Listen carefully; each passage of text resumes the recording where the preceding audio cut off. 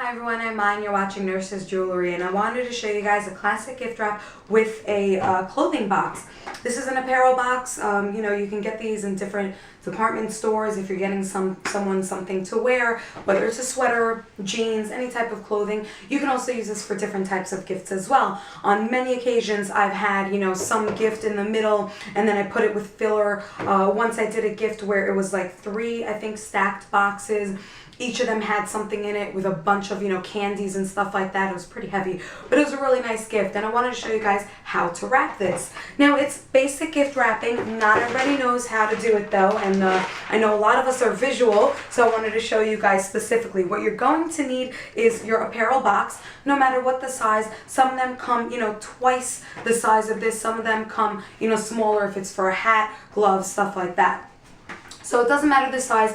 More often than not, it's going to be rectangular. You're going to need your gift wrapping paper. I'm just going to show you my scrap piece.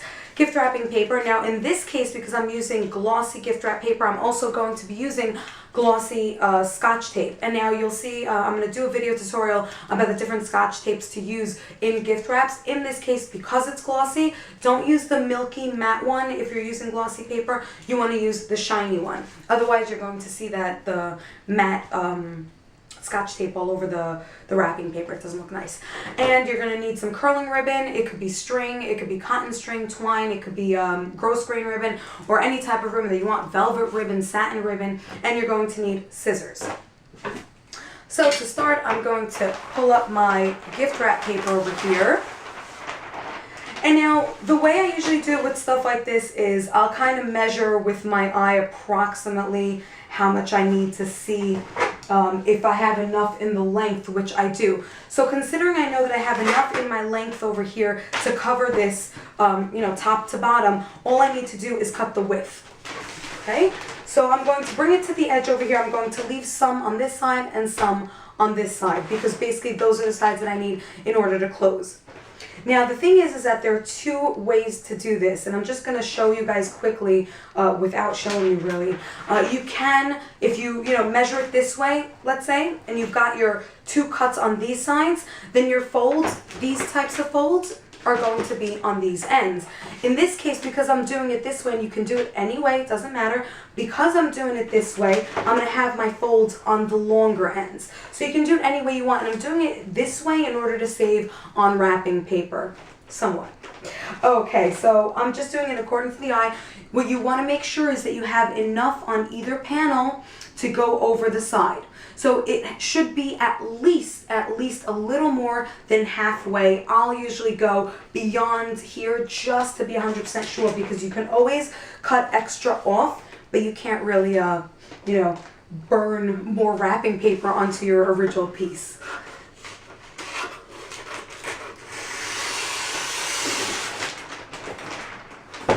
Too short, can't get all the way down there. There we go. Okay, so now I have my cut piece. What you want to do is you want to start out with your box upside down, okay? Because what you want is you want your first closure to be on the back. You don't want it at the top, because then it's visual, or then it's seen, or visible. Visible was the word I was looking for. And for the sake of the wrap, I'm going to turn it this way. Okay, so I have my box in the middle here. You want to have one panel folded over, and then you want to do the other panel over that. Now to make it cleaner, very easy trick. All you have to do is the panel that you're folding over at the end, which would be this one, the second one, you want to give it a little fold at the end. It just makes it look neater and cleaner. So you want to give it a little fold. Now, for those of you that struggle, that are struggling doing this, you can actually tape down the first panel. It'll be easier, and then you can tighten it more properly. You can do that. The only downside is that whoever's opening the gift, the wrapping paper is kind of going to stick to the gift, and they have to yank it off. Get some scotch tape prepared. So you've got your first panel down, you've got your second panel with a fold over. You're going to fold it over, and you're going to tape it down. Now, you saw that kind of mush down. That's because I have nothing in the box.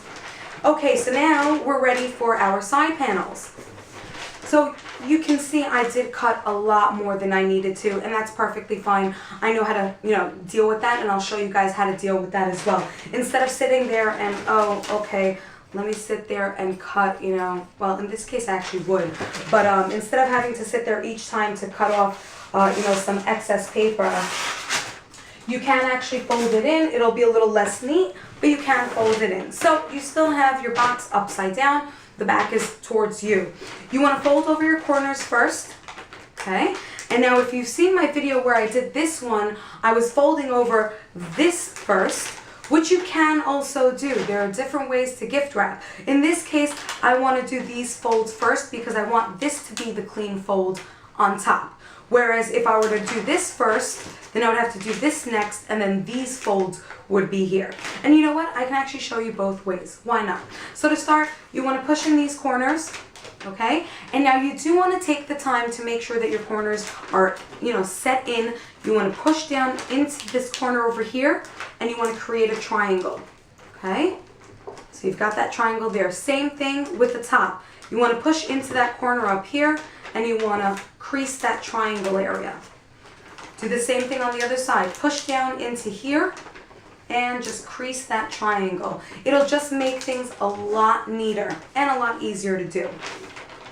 Next, you want to already prepare your fold over, okay? So you're going to fold over that bottom panel. You can fold it over halfway. You just need to make sure that you have enough fold over here that it can fold over that original panel. Next, you're going to take the top panel, push it down into the corner. Now this is where, if you have excess, you're basically just folding it in on itself. So over here you can see I have a little extra here. Let me see if I can show that to you a little better. So when I'm folding this over, I do have a little extra over here, and that's perfectly fine. It's not a big deal at all. You just want to fold it in properly. Prepare a piece of Scotch tape. And you want to fold over the other panel with the fold over. I know I keep saying that.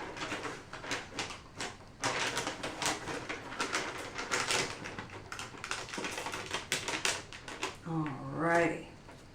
Beautiful. You can always do the ends afterwards as well.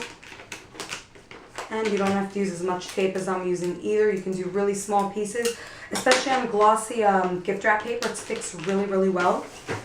Okay, so this was one technique.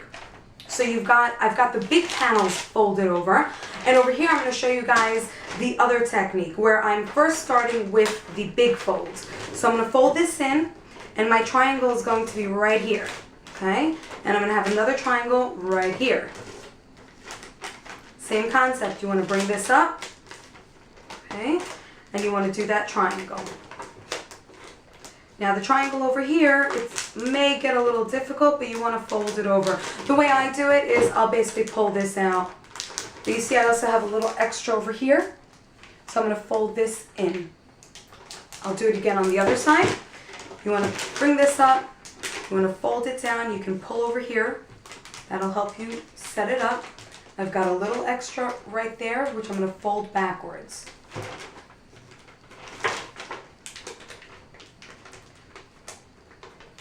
So this is another way to do it, but you'll notice I'll show you guys the difference between the two and why I don't like doing this technique on this type of gift wrap, on these types of boxes. You just tape it down.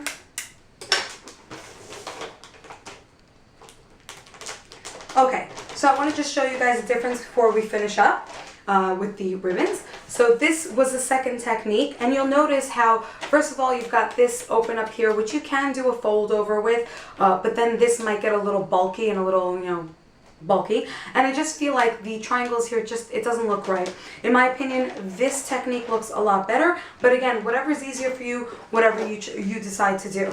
Grab your curling ribbon. And to see the technique of, wrapping a gift with curling ribbon, I'm going to be doing a video, so you'll be able to check that out as well. And there are different techniques for doing this as well. So, some cool stuff I'll show you guys.